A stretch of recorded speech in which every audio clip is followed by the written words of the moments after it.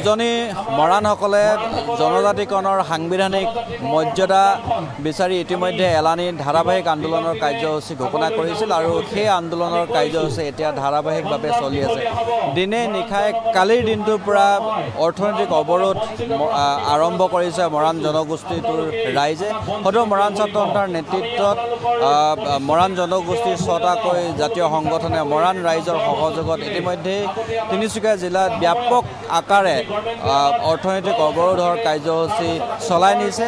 দিনে নিশাই একাকাৰ কৰি সকলো মৰাণ জনগোষ্ঠীৰ ৰাইজে এই অৰ্থনৈতিক অৱৰোধত জঁপিয়াই পৰিছে। কালিৰ পৰা যিহেতু আৰম্ভ কৰা এই অৰ্থনৈতিক অৱৰোধৰ ফলত তিনিচুকীয়াৰ পৰা ৰপ্তানি হোৱা বিভিন্ন বনজ সম্পদ হওক বা প্ৰাকৃতিক সম্পদ হওক ইতিমধ্যে ৰপ্তানি কৰিবৰ কাৰণে সক্ষম হোৱা নাই। বাণিজ্যিক যিসমূহ ট্ৰাক আছে সেই ট্ৰাকসমূহ পথৰ দুয়োকাষে লানি নিচিঙা শাৰীলৈ পৰিণত হৈছে। তাৰ বিপৰীতে অইল ইণ্ডিয়াৰ যিসমূহ তৈলক্ষেত্ৰ আছে সেই তৈলক্ষেত্ৰসমূহত এতিয়া ব্যাপক প্ৰভাৱ পৰা পৰিলক্ষিত হৈছে। আজি পুৱাৰ ভাগৰে পৰা যিহেতু অইলৰ সকলো তৈলক্ষেত্ৰতেই OCS EPSৰ খনন উৎপাদন আৰু পৰিবহণ ব্যৱস্থা সম্পূৰ্ণৰূপে বন্ধ কৰি দিছে। আৰু তাৰ বিপৰীতে মাকুম ৰেল জংচনত ইতিমধ্যে মৰাণ ৰাইজে আহি বাহাৰ পাতিছে কালি নিশাৰে পৰা। যিহেতু ডিগবৈ শোধনাগাৰৰ পৰা পেট্ৰল আৰু ডিজেলসমূহ ৰেলৰ জৰিয়তে বাহিৰলৈ লৈ যায়, বাহিৰলৈ ৰপ্তানি কৰা হয়। গতিকে এইসমূহ সম্পদ যাতে বাধা প্ৰদান কৰিব পাৰে বা এই সম্পদসমূহ নিব নোৱাৰে তাৰ প্ৰতি এতিয়া এই অৰ্থনৈতিক অৱৰোধৰ মাজেৰে সেইখিনি প্ৰতিবাদ সাব্যস্ত কৰিবৰ কাৰণে তেওঁলোকে প্ৰতিবাদ চলাইছে। আৰু এই মুহূৰ্তত প্ৰতিবাদস্থলীত সদৌ মৰাণ ছাত্ৰ সন্থাৰ প্ৰাক্তন সভাপতি তথা বৰ্তমান শাসকীয় বিজেপি চৰকাৰ বিজেপি দলটোৰ এগৰাকী নেতা উপস্থিত আছে। মই অকণমান কথা পাতিব বিচাৰিম যে আপুনি দীৰ্ঘকাল মৰাণ জনগোষ্ঠীটোক নেতৃত্ব প্ৰদান কৰি মৰাণ জনগোষ্ঠীৰ যিখন জনজাতীয় সংগ্ৰাম সেইখন আগবঢ়াই নিলে। আপোনাৰ দিনৰ পৰা প্ৰত্যেকখন চৰকাৰৰ দিনতেই কেৱল আলোচনাৰ নামত আলোচনা ভেকু ভাওনা চলি থকাহে পৰিলক্ষিত হ'ল, কিন্তু আপোনালোকৰ যিখিনি ন্যায্যতা সাংবিধানিকভাৱে দিব লাগে সেইখিনি দিয়াত কিন্তু চৰকাৰে আজিলৈকে ব্যৱস্থা গ্ৰহণ নকৰিলে। আমি জনজাতিকৰণ দাবীটো এটা জন্মগত দাবী আৰু মৰাণসকলৰ এইটো মানে কি হ'ল ন্যায্য দাবী। গতিকে এই দাবীটো আমি যোৱা সময়ছোৱাত জন্ম লগ্নৰ পৰাই কৈছোঁ। সদৌ মৰাণ ছাত্ৰ সন্থা অসম মৰাণ সভাই 1965 চনত সদৌ মৰাণ ছাত্ৰ সন্থা 1968 চনত জন্মগ্ৰহণ কৰিছে। গতিকে জন্মলগ্নৰ পৰাই এইটো দাবী কৰিছোঁ। আৰু ইয়াৰ আগতেও মৰাণসকলে 3940 মৰাণ মতক হিচাপে চৰকাৰৰ ওচৰত ব্ৰিটিছ চৰকাৰৰ ওচৰতেই হওক বা স্বাধীন ভাৰতৰ যিসমূহ চৰকাৰ এই চৰকাৰসমূহৰ ওচৰত মৰাণ মতকসকলৰ উন্নয়নৰ কাৰণে আবেদন নিবেদন কৰি আহিছিল। আৰু আজিৰ তাৰিখত মৰাণসকলে এই দাবী হৈ আছে। এই কথাটো আজি মানে আমি উপলব্ধি কৰিছোঁ যে আমি আচলতে বঞ্চিত শোষিত।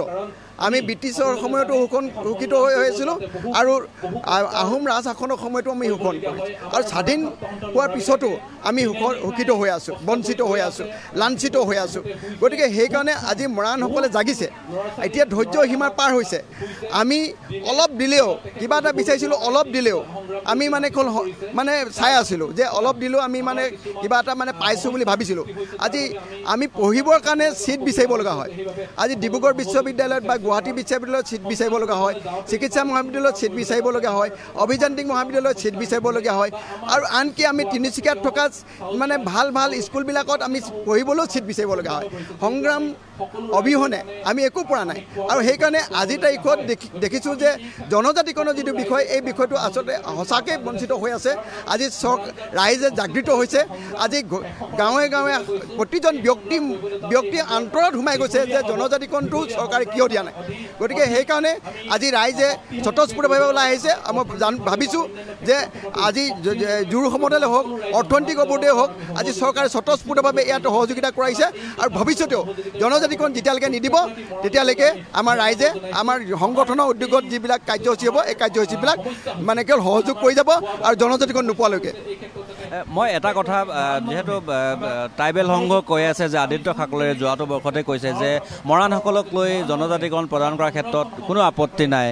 6 জনগোষ্ঠীৰ লগত যেহেতু আন 5টা জনগোষ্ঠী আছে আন 5টা জনগোষ্ঠীও কৈছে যে মৰাণসকলে জনজাতিকৰণ পালে তেওঁলোকৰ আপত্তি নাই তাৰ পিছত কেৰুলটো ক'ত চৰকাৰে নিশ্চিতভাৱে মৰাণসকলক জনজাতিকৰণৰ সাংবিধানিক মৰ্যাদা দিব পাৰে কেৰুলটো ক'ত বুলি ভাবে আপুনি যেহেতু ট্ৰাইবেল সংঘ আপত্তি নাই বুলি কৈছে 6 জনগোষ্ঠীৰ বাকি 5টা জনগোষ্ঠীও নাই বুলি কৈছে কিয় তাৰ পিছতো কিয় দিয়া নাই বুলি ভাবে এইটো আচলতে ৰাজনৈতিক সদিচ্ছা নাই চৰকাৰসমূহত বিগত চৰকাৰসমূহত কেন্দ্ৰীয় আৰু ৰাজ্য চৰকাৰবিলাকৰ এইটো ৰাজনৈতিক সদিচ্ছা নাই আজি মই পাব্লিছ কৰিছোঁ যে এটা পাব্লিক কৰি দিছোঁ যে আচলতে মৰাণসকলে পাব লাগে তাৰ যুক্তি কি আজি আমি 6 জনগোষ্ঠী বুলি কৈছে কাইলৈ কলিতা জনগোষ্ঠী আহিব 7 জনগোষ্ঠী হৈ যাব নেকি কাইলৈ নেপালীবিলাকে বিচাৰিব 8 জনগোষ্ঠী হৈ যাব নেকি 6 জনগোষ্ঠীৰ কাৰণে মৰাণবিলাকে বঞ্চিত হৈ থাকিব নেকি যদি ন্যায্যতা আছে যোগ্যতা আছে 5টা ক্ৰাইটেৰিয়া যিটো মানে আছে আজি এই 5টা ক্ৰাইটেৰিয়াৰ ভিতৰত সাংবিধানিকভাৱে যিটো ক্ৰাইটেৰিয়া আছে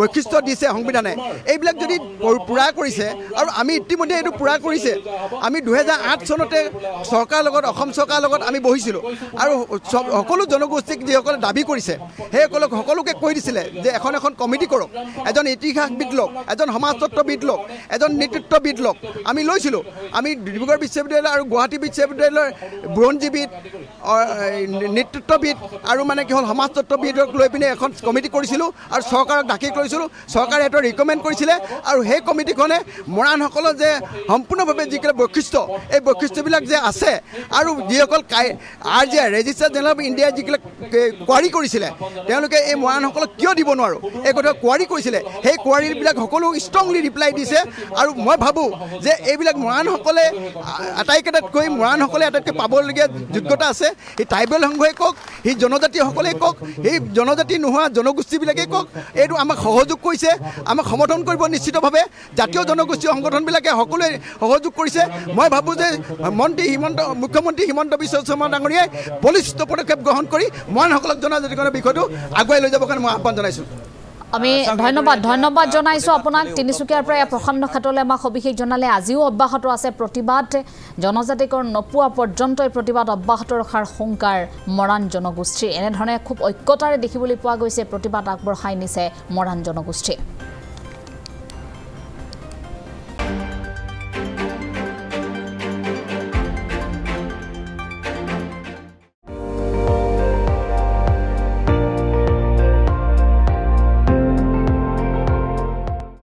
আপুনি চাই আছে ND24 সৰ্বশ্ৰেষ্ঠ নহয় সৰ্বোত্তমৰ দৌৰত